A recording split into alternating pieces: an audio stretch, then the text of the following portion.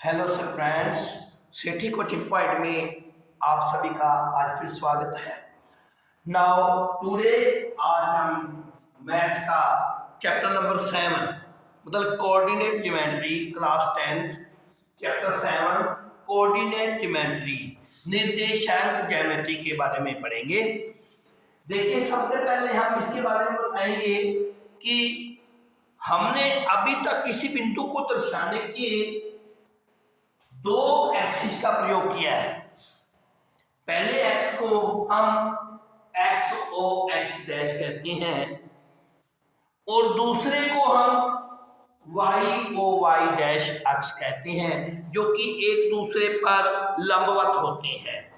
यहाँ पर ये दोनों बिंदुओं को आपस में काटने वाला जो साझा बिंदु एक होता है उसको हम ओ से दर्शाते हैं, जिसे आरंभिक बिंदु या ओरिजिन भी कहते हैं। इसमें x और y दोनों का ही मान 0 होता है, अर्थात ये एक ऐसा बिंदु है जहां पर x का मान भी 0 होता है और y का मान भी 0 होता है। तो इस बिंदु को हम आरंभिक बिंदु या ओरिजिन के नाम से या शुरू का बिंदु कहते हैं।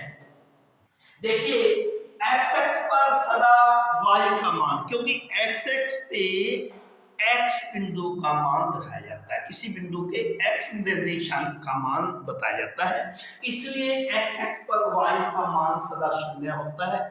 x की अक्ष पर बात कर रहे हैं, x पर हमेशा y का मान 0 होता है और इसी प्रकार y पर x का मान हमेशा 0 होता है। एक बार फिर सुन लीजिए बड़े ध्यान से, इसको याद रखना।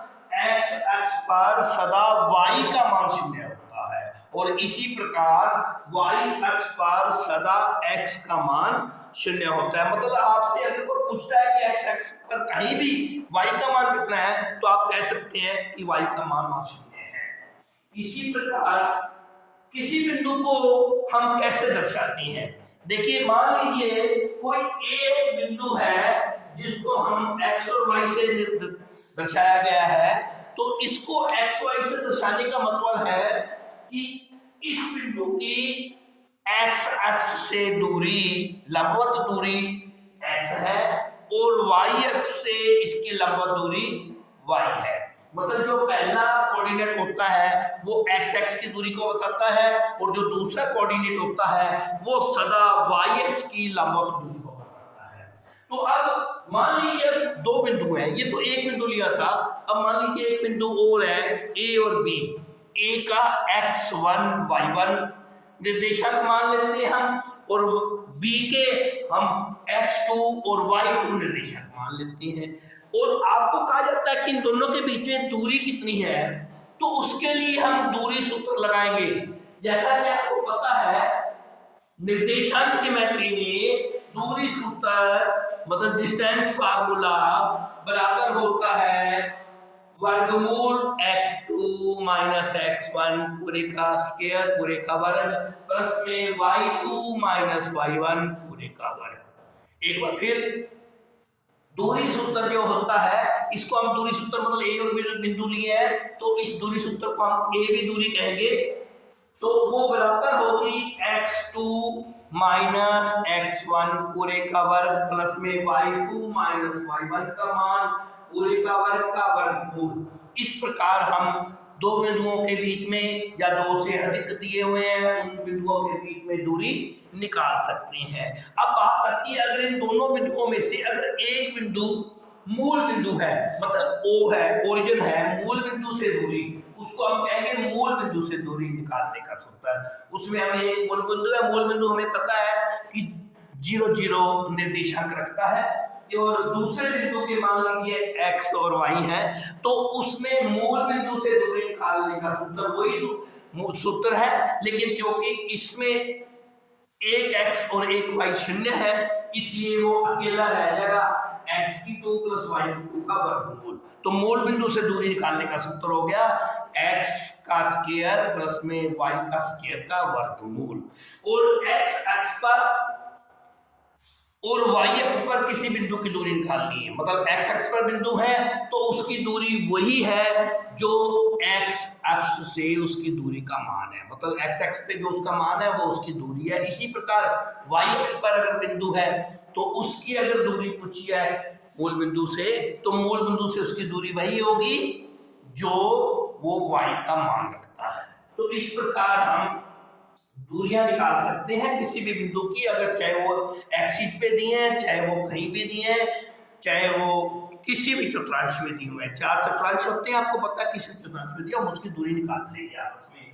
इसी प्रकार आगे आता है, मान लीजिए उन दो बिंदुओं के बीच में एक बिंदु हमें और दे दिया और ये कह दिया कि ये बिंदु इनको किस अनुपात में विभाजित करता है। मान लीजिए ए और बी जैसे दिए हुए थे, मान लीजिए एक सी बिंदु और दे दिया और उसके निर्देशांक x y ले लिए।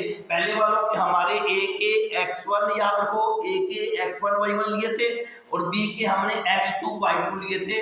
और मान लो एक बिंदु हमें और दे दिया सी जिसके निर्देशांक x y है और हमने इस x y का मान निकालना है कि ये इन बिंदुओं को m1 m2 अनुपात में अगर बांटता है तो उनका मान क्या होगा। तो उसमें विभाजन सूत्र लगाएंगे।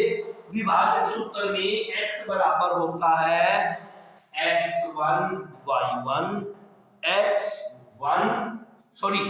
m1 x2 प्लस में m2 x1 पूरे का बटे m1 प्लस m2। एक बार फिर सुन लो, x जो हम बिंदु निकाल रहे थे, जो उसको विभाजित कर रहा था, उसका मान x बराबर होगा m1 x2, m1 के साथ x2 लेना है प्लस में m2 x1 का गुना करनी है अपॉन m1 और m2, मतलब बटे उसके बटे है m1 प्लस m1 का जोड़। इसी प्रकार y का मान अगर हमें निकालना है तो होगा m1 y2 का गुना कर दो प्लस में m2 y1 की गुना में बटे m1 प्लस m2। इस प्रकार हम विभाजन सूत्र से हम उस बिंदु के निर्देशांक निकाल लेंगे जो उनको m1 m2 में विभाजित करता है, मतलब किसी भी अनुपात में विभाजित करता है m1 m2 वो विभाजन के मान होंगे, हम उससे उसके निर्देशांक निकाल लेंगे। इस प्रकार हम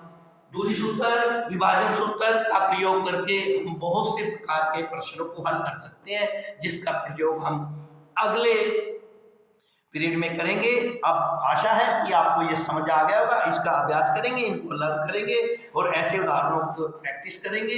अगर कोई प्रॉब्लम है तो मेरे से पूछ लेंगे, और अगर आपको ये समझ आता है तो आप अपने चैनल को अधिक से अधिक लाइक करें, अधिक से अधिक सब्सक्राइब करें और इसको शेयर करें। धन्यवाद।